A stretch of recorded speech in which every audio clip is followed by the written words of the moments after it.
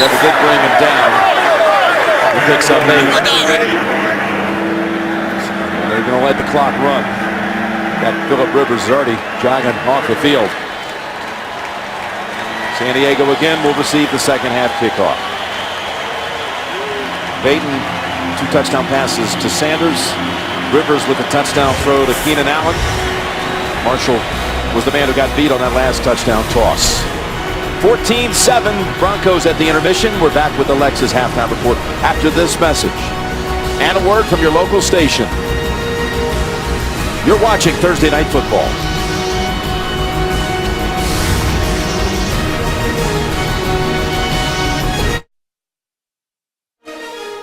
NFL Thursday Night Football presents the Lexus Halftime Report. And here's your host, James Brown. 14-7, Denver leading it at the half. Peyton Manning, 46th straight game with a touchdown. Both of them, of course, to Emmanuel Sanders as we welcome you back here. But I tell you what, that Denver D has stuffed the rush attack of San Diego. It's all on Phillip Rivers. Well, it really is, JB and Dion. I think when you look at Phillip Rivers in the first half, he's 15 of 18. He's only thrown 3 incompletions. And we talked about the fact you got to throw it quick and keep third downs to short and medium. Again, you can see the ball getting out on the crossing route right here to Keenan Allen. And again, the ability to anticipate. Von Miller going to have a free rusher coming. These guys are good on the blitz, but yet he anticipates, he gets the ball out quickly, and he's moving the sticks. A big third down completion to Gates right here, takes it down in the red zone, and then a quick scheme on the screen right here to Keenan Allen. I'm telling you right now, they're not getting anything out of the running game. They can't deviate from that, but right now, it's about Keenan Allen and the San Diego Chargers in the first half. And this guy has 8 receptions for a $171 and a touchdown coming into this day. 4 touchdowns, and that's his 5th touchdown against this team in 3 games. But when we're talking about Peyton Manning, you're talking about the most prolific passer that today's game has ever seen. As you can see, he's going to take his time. He's very patient. He's an offensive coordinator playing the game of football with other grown men on the field. He signs the matchup he wants. He goes to Emmanuel Sanders and flood pass right, backside 4. He works the back of the end zone. He finds him again. One-on-one. He finds the matchup once again. They're doing a great job of disguising the coverage. I got to get hats off to San Diego's defense. They're doing a great job.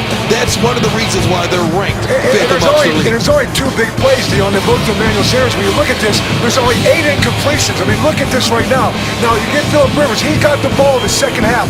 The one thing they don't want to do is fall behind because they are a dink and dunk offense. But as long as they keep us within 7 right now, this is anybody's game. There's been no turnovers in this game, and that could be the deciding factor. A competitive matchup as we expected. Back with more after this.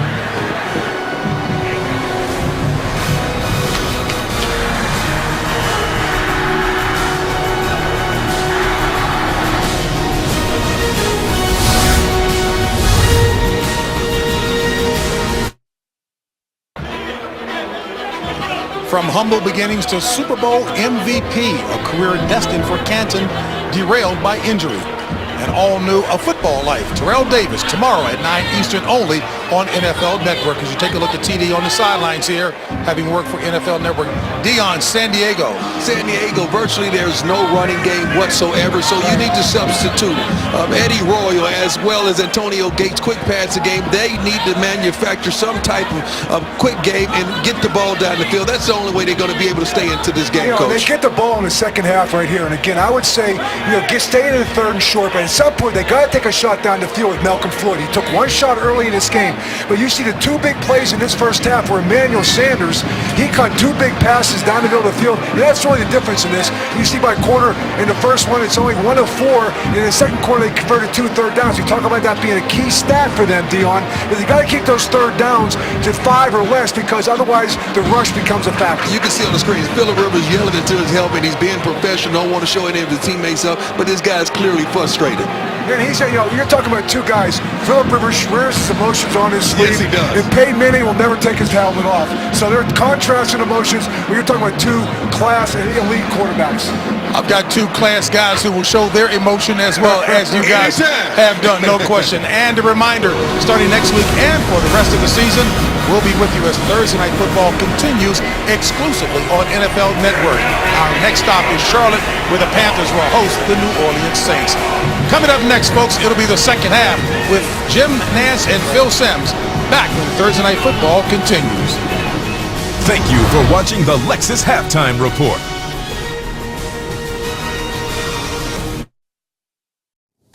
Here's a look at the NFL on CBS Sunday lineup. It's doubleheader action. Among our early games, most will see the Seahawks at the Panthers. Later, the Colts battle the Steelers and the Raiders take on the Browns. Welcome back to the Lexus Halftime Report, everybody. I'm Boomer Esiason along with Tony Gonzalez and Bart Scott. All right, guys, which games are you looking forward to most this weekend? Well, I'm excited to see the Baltimore Ravens go to Cincinnati. The Cincinnati Bengals are struggling this year. You know, they haven't won a game in 3 straight games. The Baltimore Ravens have an opportunity to take a stranglehold on this division, and I want to see if they have revenge set on their mind because, remember, the Cincinnati Bengals went into Baltimore on week 1 and got a victory. Yeah, well, I can't wait to see the Seattle Seahawks go out to the Carolina Panthers. And the Carolina Panthers, they haven't been playing that well this season. They've given up 4 games of 37 points or more to opposing teams' offenses. But that's not why I want to see this game. I want to see the Seattle Seahawks respond to adversity. The defending Super Bowl champs, they lost 2 games in a row. Russell Wilson's never done that. They traded away Percy Harvin. I can't wait to see how this offense evolves without him. You know, speaking of Percy Harvin, I can't wait to see how the Jets incorporate him into their offense against the Buffalo Bills. And then, of course, you also have the Philadelphia Eagles coming off of their bye, going out to visit the Arizona Cardinals. Should be a great matchup. And remember, it all starts with the NFL Today, presented by Southwest Airlines, Sunday at noon Eastern, right here on CBS. Jim Nantz and Phil Simms will be back with the start of the second half right after this.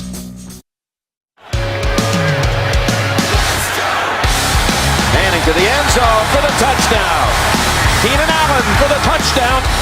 He's got his man beat, and it's Sanders for the second time. Huge first half for Emmanuel Sanders. 6 catches, 89 yards, and a couple of touchdowns. It's a 14-7 Denver lead, with the Chargers about to receive the second half kick. Let's double check this highlight from the first half, presented by State Farm. Game tied 7-7. Last minute.